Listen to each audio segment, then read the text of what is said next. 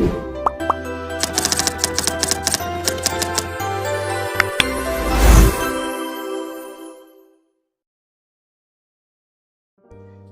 royong adalah salah satu ciri khas bangsa Indonesia.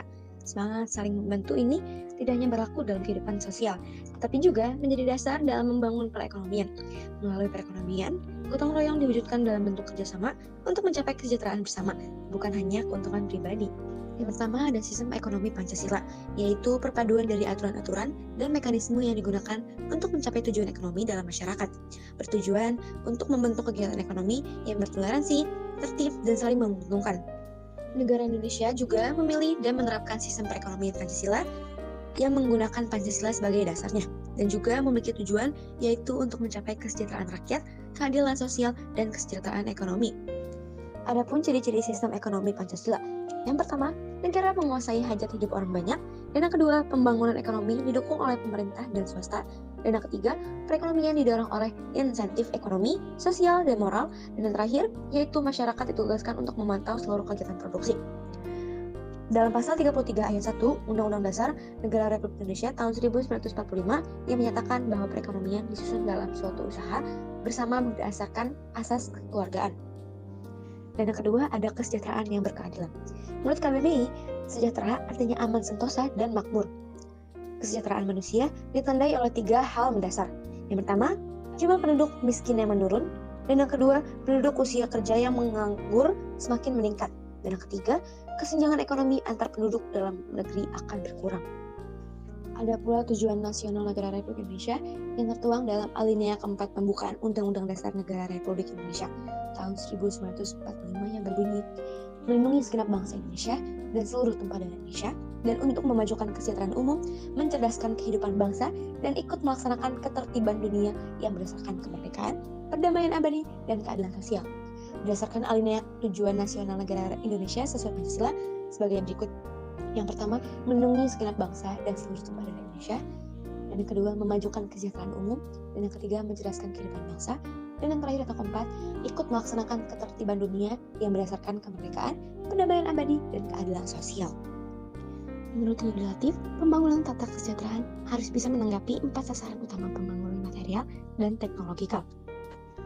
Politik anggaran yang berpihak pada kesejahteraan umum yang terjadi dalam pengalokasian anggaran.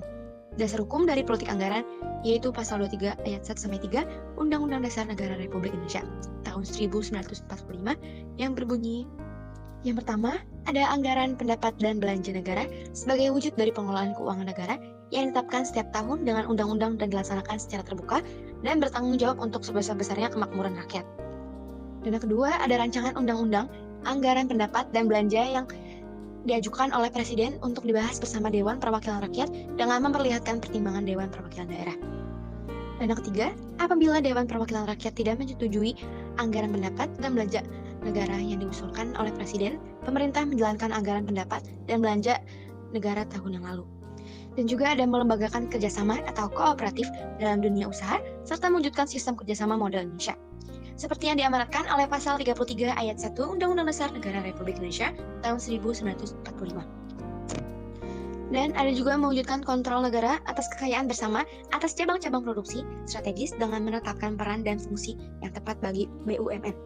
Pasal 33 ayat 1 dan 2 Undang-Undang Dasar Negara Republik Indonesia tahun 1945 yang berbunyi, perekonomian disusun sebagai usaha bersama berdasarkan atas asas kekeluargaan dan cabang-cabang produksi yang penting bagi negara-negara dan menguasai hajat hidup oleh banyak dikuasai oleh negara.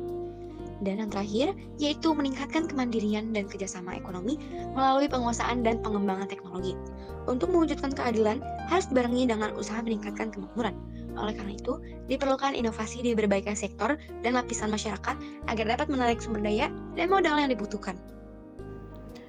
Berdikari adalah singkatan dari berdiri di atas kaki. Berdikari merupakan bagian dari konsep Trisakti yang dikemukakan oleh Presiden Soekarno, yaitu berdaulatan di bidang politik, berdikari di bidang ekonomi, dan kepribadian dalam kebudayaan. Revitalisasi kesejahteraan rakyat. Indonesia merupakan negara kesejahteraan welfare state. Sebagai negara kesejahteraan diatur oleh prinsip-prinsip demokrasi ekonomi yang tercantum dalam Pasal 33 Undang-Undang Dasar Negara Republik Indonesia tahun 1945, di mana negara bertanggung jawab atas kesejahteraan ekonomi dan sosial warganya. Negara kesejahteraan memiliki beberapa karakteristik. 1. Negara berusaha melindungi dan mempromosikan kesejahteraan ekonomi dan sosial mereka berdasarkan prinsip kesetaraan kesempatan dan distribusi kekayaan yang adil. 2. Pemerintahan memiliki tanggung jawab memastikan kebutuhan dasar masyarakat yang tidak dapat memenuhi kebutuhan mereka sendiri. 3. Ada kerjasama antara pemerintahan dan sektor swasta dalam administrasi dan penyediaan layanan sosial. 4. Negara mengimplementasikan berbagai program asuransi sosial seperti kebersihan, pendidikan, kesehatan, dan penjaminan kehidupan untuk membantu masyarakat memaksimalkan kesejahteraan mereka. Dan yang terakhir, sistem pemerintahan yang efisien dan transparan. Adapun contoh penerapan gotong royong dalam ekonomi Pancasila: 1. Koperasi, 2. Akolokasi saham, 3. Pengajian yang adil, 4. Kepemilikan cabang produksi penting, 5. Pemberdayaan usaha mikro kecil dan menengah, 6. Pemetaan kesempatan, 7. Jaminan sosial, dan terakhir pemberdayaan ekonomi kreatif dan pariwisata. Dengan mengangkat prinsip-prinsip ekonomi Pancasila dan memperkuat semangat gotong royong, negara Indonesia dapat mencapai realisasi kesejahteraan rakyat yang berkelanjutan dan merata, membangun fondasi ekonomi yang kokoh dan berkelanjutan, serta mewujudkan visi kesejahteraan yang sesungguhnya bagi seluruh rakyat Indonesia.